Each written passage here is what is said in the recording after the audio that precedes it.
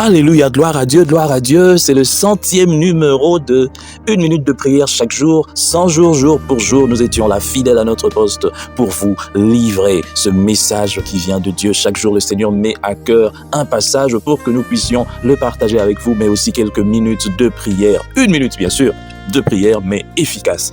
Et aujourd'hui, nous sommes heureux parce que ça fait 100 jours et bientôt, pourquoi pas, que le Seigneur nous garde pour que nous puissions fêter 1 année, 2 ans, 10 ans et pourquoi pas toute la vie parce que la parole de Dieu doit demeurer. Et même après nous, que le Seigneur puisse toucher des hommes et des femmes pour continuer avec cette œuvre. Alors, continuez de nous porter dans vos cœurs, dans vos prières. Ne nous laissez pas, nous avons besoin de vous sur tous les plans afin que la parole de Dieu puisse atteindre les extrémités de la terre. Bienvenue à 1 minute de prière, le 100e numéro de ce mardi 17 octobre 2023. Aujourd'hui, le Seigneur m'a mis à cœur de partager avec vous ce passage de la lettre de Paul à Timothée, chapitre 2, 2 Timothée, chapitre 3, le verset 15 et versets 16 et 17. Nous lisons au nom de notre Seigneur Jésus-Christ. Toute écriture est inspirée de Dieu et utile pour enseigner, pour convaincre, pour corriger, pour instruire dans la justice, afin que l'homme de Dieu soit accompli et propre à toute bonne œuvre. Alléluia. Aujourd'hui, le Seigneur veut nous rappeler quelque chose de très important. Ces derniers temps, nous voyons cette mauvaise habitude quand certaines personnes qui se font appeler chrétiens, chrétiennes, lorsqu'il y a des messages qui viennent bouleverser leur façon de faire, qui viennent juger, qui viennent toucher, dévoiler leurs mauvaises habitudes, ils ont l'habitude de dire non, voilà, ne jugez pas, qui es-tu pour juger, patati patata. Eh bien, ils ont tort parce que la parole de Dieu nous dit de juger ceux-là qui sont au-dedans. Si tu te fais appeler chrétien, on doit te juger. Si tu te fais appeler serviteur de Dieu, on doit te juger. Tu ne peux pas éviter le jugement. On doit te juger pour ce que tu fais. Si tu fais des choses qui ne glorifient pas le Seigneur ou bien tu fais mal les choses, on doit te le dire. On doit te le dire parce que la parole de Dieu nous dit ça. Mais les païens, ce n'est pas à nous de les juger parce que la parole de Dieu les juge déjà, parce qu'ils sont déjà jugés. Alors, eux, ils ont besoin de notre compassion pour qu'ils soient sauvés. L'Écriture, la Bible, est inspiré de Dieu et utile pour enseigner. Mon frère, ma sœur, nous devons veiller à ce que nos prédications apportent un peu de tout ça. Un peu d'enseignement, un peu de conviction, un peu de correction. Et tout ça, ça fait partie de l'instruction. Vous ne pouvez pas éviter d'être enseigné, d'être convaincu. C'est-à-dire, lorsque vous préparez votre prédication, vous devez prier afin que le Saint-Esprit puisse vous guider. Il y a des messages aujourd'hui. Vous verrez tout un culte de 3 heures du temps avec 1 heure et demie de prédication, mais qui ne sont que des histoires. Un prédicateur, entre guillemets, qui est là en train de vous raconter des histoires. J'ai vu une maman, j'ai vu un papa, j'ai vu ceci. Ou alors, c'est un spectacle. Ah non, toi, tu viens de telle ville, ton grand-père s'appelle. Tout ça, ça n'enseigne pas. Ça n'enseigne pas. Restons dans l'enseignement des apôtres. C'est ce que nous avons reçu. Le Seigneur Jésus-Christ n'attend pas de nous que nous puissions raconter aux gens l'histoire des anges, l'histoire de je ne sais pas quoi, où était Dieu lorsque tel péché, où était... Ce n'est pas important.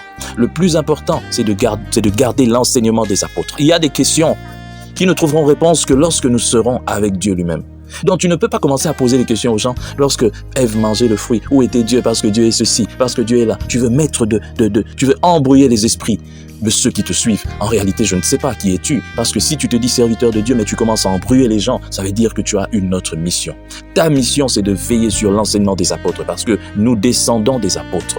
Le Seigneur Jésus-Christ est venu et dans les évangiles, il y a sa parole, la parole de Christ qui est dans les évangiles. Si déjà tu ne veux pas prêcher les évangiles, comment peux-tu prêcher l'enseignement des apôtres? Tu dois continuer à prêcher l'évangile et l'enseignement des apôtres. Arrête de raconter à tout un auditoire des histoires sur ce que tu as vécu, sur ce que ce n'est pas important.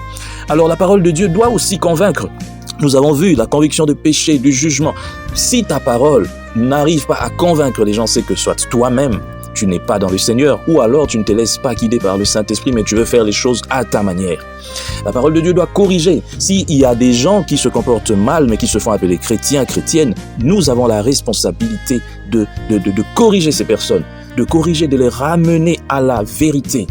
Quand par exemple, vous voyez un serviteur, entre guillemets, quelqu'un qui se fait appeler pasteur ou je sais pas prophète ou je sais pas apôtre, mais qui vit de façon déréglée, la parole de Dieu nous dit de le rappeler à l'ordre, quel que soit son rang, même s'il se fait appeler archibishop ou je sais pas quoi.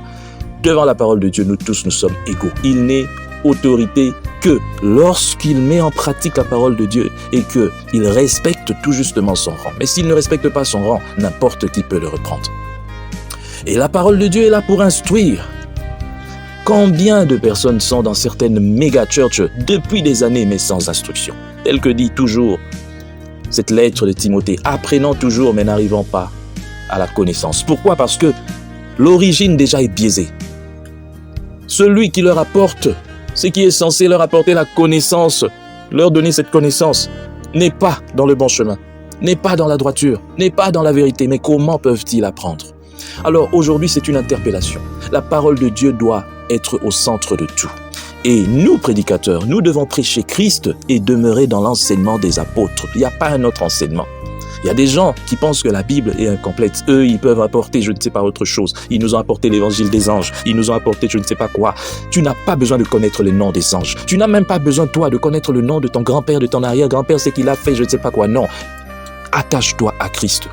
Si tu es vraiment en Christ, si tu apprends vraiment à connaître Jésus-Christ, tu n'as même pas besoin de savoir qui t'a jeté un mauvais sort, parce que ça ne t'atteindra pas. Tu n'as même pas besoin de savoir si ton ami est ceci et cela. Le Saint-Esprit va te révéler.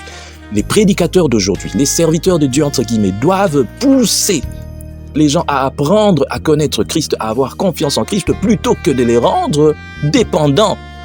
Vous rendez les gens, les chrétiens, dépendants de vous pour que tout justement, ils puissent toujours revenir à vous. Et ça, vous n'accomplissez pas le service. Vous n'accomplissez pas ce pourquoi le Seigneur vous a appelé et vous serez jugés pour cela. Que Dieu bénisse sa parole, qu'il bénisse ce 100e numéro. Nous baissons nos têtes, nous prions. Seigneur, merci pour cette parole que tu nous donnes en ce jour. Seigneur, aide-nous à être des personnes qui apprennent, mais qui n'oublient pas directement. Aide-nous à garder ce que nous apprenons. Aide-nous, Seigneur, à avoir un fondement. Aide-nous, Seigneur, à nous attacher à ta parole, ô Christ, mais aussi aux enseignements des apôtres. Aide-nous, Seigneur, à ne pas suivre ce qui est superflu, ce qui n'est pas important ni édifiant, mais à être, Seigneur, ô Éternel, mon Dieu, à demeurer dans ce qui est essentiel. Seigneur, il n'y a que toi qui peux nous aider à cela. Merci, Seigneur, de le faire, car nous avons confiance en toi. Au nom de Jésus-Christ. Amen.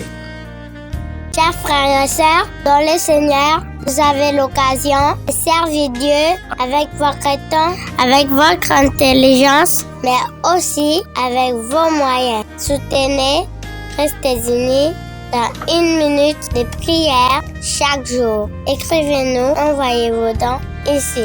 Que Dieu vous bénisse.